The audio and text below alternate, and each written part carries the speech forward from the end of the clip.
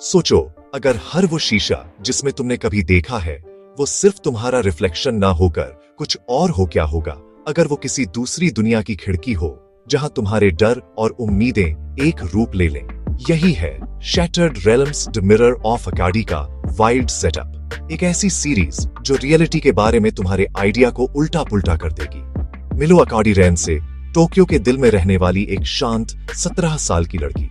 वो सोचती है कि उसकी लाइफ ऑर्डिनरी है जब तक एक तूफानी रात उसे अपनी दादी की अटारी और एक पुराने शीशे तक नहीं ले जाती। एक गलती से टूटा और बूम, हमारी दुनिया और रिफ्लेक्टेड रेल्म के बीच की दीवार टूट जाती है। बाहर आता है केल, एक मिस्टीरियस लड़का जो दावा करता है कि वो अकाडी का मिरर सेल्फ है। उसके हर उस इमोशन से जन्मा है जिसे उसने अंदर दबाने की कोशिश की है। उसे उसकी परछाई समझो, लेकिन एक तलवार और बहुत सारे सेस के साथ। लेकिन केल अकेला विजिटर नहीं है। टोक्यो में शैडोज आने लगते हैं, लोगों के अफसोस पर खाने लगते हैं। अचानक अकाडी को एक लड़ाई में मजबूर किया जाता है।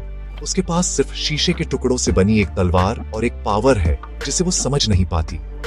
वो केल और मिरर वॉकर्स के साथ टीम बनाती है, ऐसे टीनेजर्स जिनके अपने दिल टूटे हैं और अपनी पावर्स हैं। ऋतु है जो टाइम को धीमा कर सकता है लेकिन अपने दुख से भाग नहीं सकता। और एमी हमेशा मुस्कुराती रहती है लेकिन उसकी आंखों में किसी भी शैडो से गहरे राज छिपे हैं। साथ मिलकर वे इमोशन जोन्स में गोता लगाते हैं, किसी की सबसे गहरी यादों से बने मुड़े हुए सिटीस्केप्स।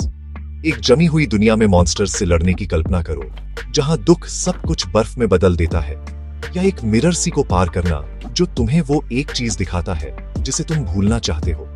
और फिर है बिग बैड शैडो लॉर्ड, एक प्राणी जो मिरर वर्ल्ड में सील है, दर्द पर पल रहा है और बाहर निकलने के लिए तैयार है।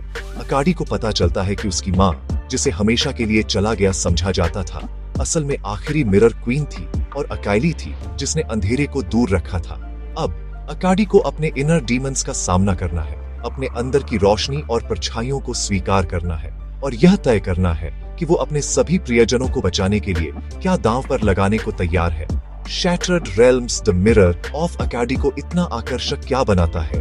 ये सिर्फ फाइट्स और फैंटेसी नहीं है, ये इस बारे में है कि जब कोई नहीं देख रहा होता तो आप कौन होते हैं इसका सामना करना।